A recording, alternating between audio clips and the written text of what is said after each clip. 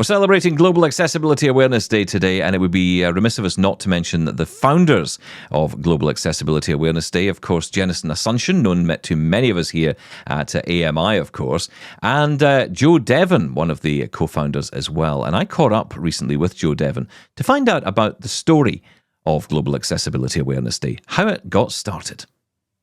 So, Joe, tell us about the very first Global Accessibility Awareness Day and how it compares to today's events. Oh my gosh, that is a question no one's asked me, which is great. I'm trying to remember where the first one even was. I believe it was at Yahoo. We got Yahoo to host the event, and it was pretty interesting because Victor Tsaran was the person who sort of opened my eyes to what assistive technology is. He was a technical program manager over at Yahoo. Now he's at Google, and he was showing a screen reader. He is blind himself, so he was displaying what is it like to look at the homepage of Yahoo with a screen reader. And I've always been on the bleeding edge of technology and had never heard of a screen reader. And it just fascinated me technically. And then some years later, I wrote the blog post that turned into Global Accessibility Awareness Day and was thrilled that he was the one that Yahoo unknowingly invited to speak.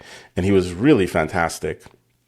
Back then, I was kind of shocked that it sort of went viral from the first year. We had an article syndicated throughout Canada, including to my hometown of Montreal. We had 16 events. It was amazing, but now it's a whole other level. There is tech companies doing homepage takeovers. There was a Stevie Wonder concert. Jennison, my co-founder, co-keynoted with Sir Tim Berners-Lee, who invented the World Wide Web. There are so many moments of this nature. Now it's just, you have to pinch yourself. It's grown beyond any expectation. Yeah, it's such an incredible event, such an important date in the calendar. Can you talk to us about the co-founder of Global Accessibility Awareness Day, Jennison Asuncion, of course, known to many here at AMI. How did you come to meet him? I wrote a blog post that surprisingly, when you look at old writing or old code, even from a month ago, a week ago, or 6 months ago, I look back at it 13 years later, and it holds up really well. And he read this blog post proposing a day of awareness for accessibility, and he answered me on Twitter and said, "I like this idea. Let's do it." Then we went on a Skype call, which was quite interesting, and then there was the CSUN Disability Conference, and he said, "Why don't you come out?" So I drove out to it, and I'm standing in line at a Starbucks, and he calls me up, and I say, "Jennison," and then the people around me were like, "Jennison? You know Jennison?" He was already a star back then, especially at CSUN, and the event would not be what it is today without Jennison. He is a force of nature. And even though he's my co-founder, I definitely look up to his approach to so many things. And I've learned so much from him. He's just incredible. Yeah, I mean, for you, it must have been quite interesting to learn about this whole world of technology. Am I right in saying that you didn't know much about any of this accessibility world before the initial event, before that initial meeting? Correct. I'd heard about it once. There was a technical blog called Dive Into Mark, and I believe he did a dive into accessibility before he removed all trace of his existence on the web. And the very first time I heard of it was there, but I didn't really understand it until I saw a screen reader, and that was really an eye opener. It was. So what was the next step, Joe? Because you've got that first event underway, and then, of course, year 2, year 3 comes along. What are you doing then? Are you going to companies and saying, okay, look, what are you doing about this? Because I guess at this point, you've now got a hunger for knowledge on this topic. What really happened is first Jennison helped me understand the entire landscape slowly by what not to do. There's lots of things that you shouldn't do, or if you should do it, then there's a lot of people who will tell you, like, basically slap your wrist for doing it. And I didn't understand any of it. also, unfortunately, there's some degree of division, I think, between different aspects of the disability community. And I wish that there was more unity, because together we can do incredible things. So slowly I got to learn about accessibility, and I got to meet lots of people. There's nothing really like meeting people in the community. And then at some point, being a developer, Jennison said, you should take DQ University. They have a course. And that was really a key, because they really spoke to developers. They have a large curriculum, so it will speak to different kinds of people, but it really was something that helped me fully get the technology side of it. But I'm still learning. I'm still learning every day, including this morning. I have some friends that run accessibility for a few corporations that were telling me about some other ways of testing. Because one of the things that people don't realize is that if you have got something that is officially accessible, you're using assistive technology and you can actually do something, it's officially accessible. But if you are requiring someone with a Braille reader to go through 14 steps in order to access a piece of content, is it really? It's accessible but not usable? Is it accessible? I don't know how you call it, but the difficulty of certain interactions, you should actually pay attention to reducing the number of clicks if someone is using assistive technology. Otherwise, your site will become unusable, or your app will become unusable. Now, companies have been showing off what they do for Global Accessibility Awareness Day through a lot of advertising, and a lot of people today say that a lot of these companies are just doing that and that alone. They're showing their accessibility colors almost. They are saying they support accessibility, but they're not really doing anything about it. They're not showing it in any meaningful way. They're just showing it. And there is a concern, I think, among a lot of disabled people that this has now just become a day for people to fly a flag, wear a pin, whatever it might be, and actually not talk about the real impact that they are making, if any at all, to disabled people. So the question is it time to evolve this day into something new, to perhaps almost make it a question rather than a statement, if you know what I mean? So instead of actually saying, hey, it's Global Accessibility Awareness Day, let's celebrate that, as you're saying, actually move the conversation on. Let's ask the question, what are you doing for accessibility in your company, in your organization, in your place of work, whatever it might be? That is a beautiful question and challenge. And I can tell you there was someone that said, on Twitter back in the day, he said, now that Global Accessibility Awareness Day is over, we can look forward to 364 days of global accessibility oblivion. And people told me there will be naysayers no matter what you do. Don't let that bother you. And I said, no, that bothers me. And I don't take it in a negative way. I take it as a ground truth that this person said that in pain. And the reason that he said that is that that's what he feels is happening. And for me early on, it was really important that this not become a day where people pat themselves on the back and then go about their business and do nothing. And I did give a speech at a large organization, and it was during a lunch and learn. I wasn't as polished in terms of understanding the business of public speaking, and understanding that at a lunch and learn, it's natural that people are going to be looking at their food, not paying too much attention. But I got mad during the speech because I said, I did not want this to be a patting on the back. And I started to raise my voice and get angry and said, this is really important. This impacts a lot of people, and the work that you do is in front of millions of people. And to my utter surprise, at the end of the talk, there was the president of the organization on the front row. And he said to me, I agree with you 100%. And I am listening to this talk personally, and I take it really personally. And it's my mission to change this culture around so that we pay attention to it. And that is the target for me about this day. I don't care especially. I appreciate because of creating this when people celebrate GAAD, but the goal is not to celebrate a day.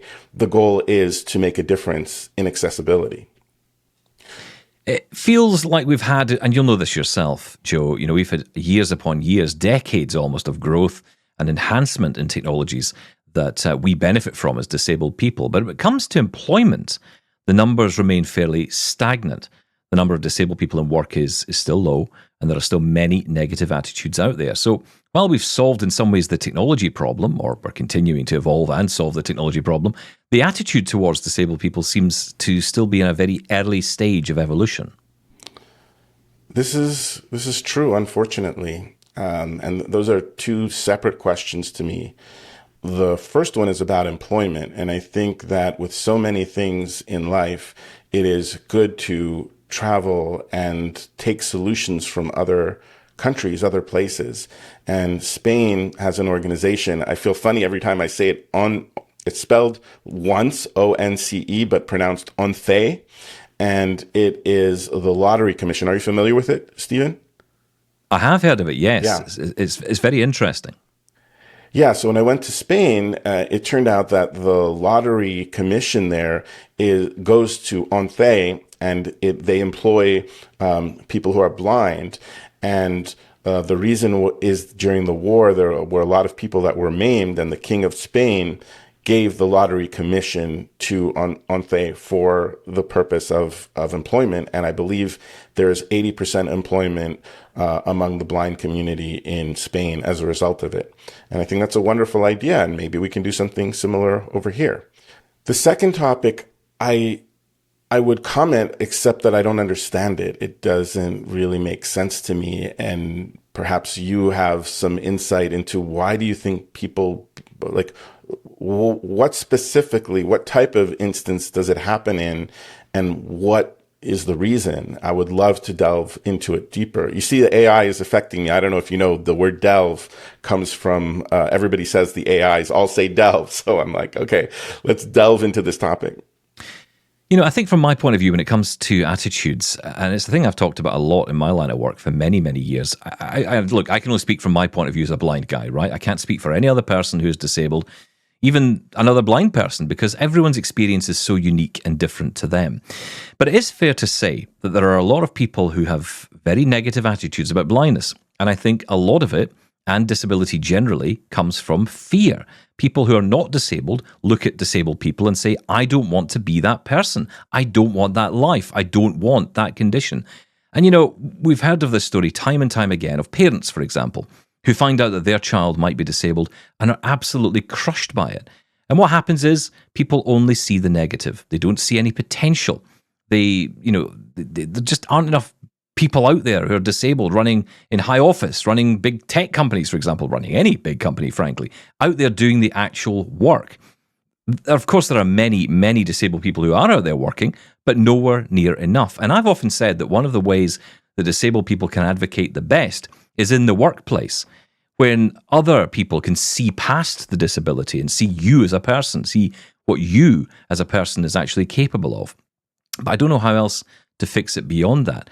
Look, people have got to be in work, Joe. It's as simple as that. They've got to be able to work, and despite many people's views on this, governments in particular, who think that disabled people just want to sit around all day and do nothing, it's just not true. There are many disabled people who want to work, but they don't get the opportunity to. And I think that is where you can start to shift the attitude. So that's my take on it.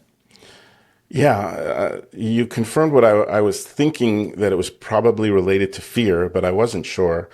And in terms of working, what I would really try and push people to consider is, you can't rely on anybody else. The world is changing constantly, and jobs that were secure in countries where there was no such thing as firing people, that's changing.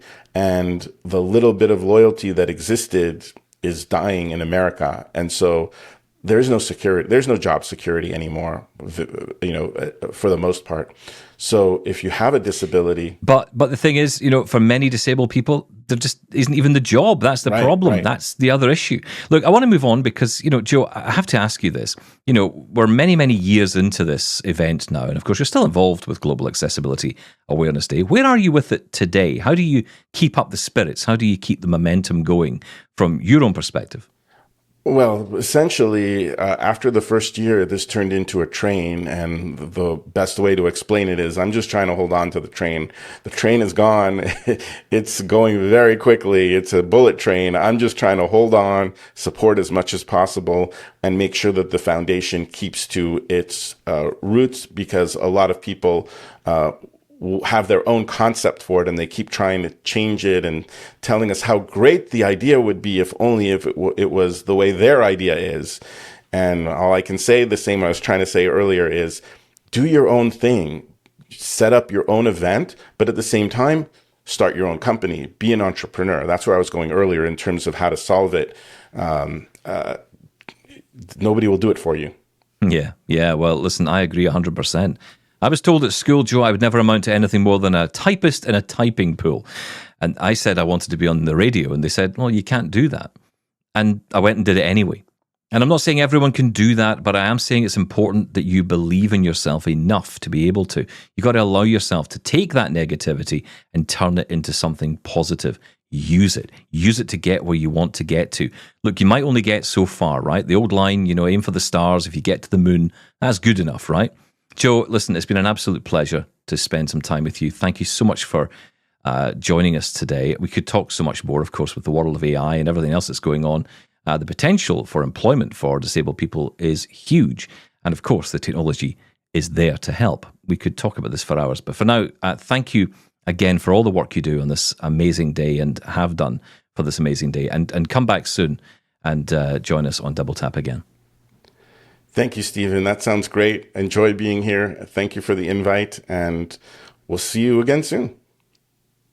Such an amazing guy, such an amazing story as well. And a huge thank you to them for the work they've done in making this day possible.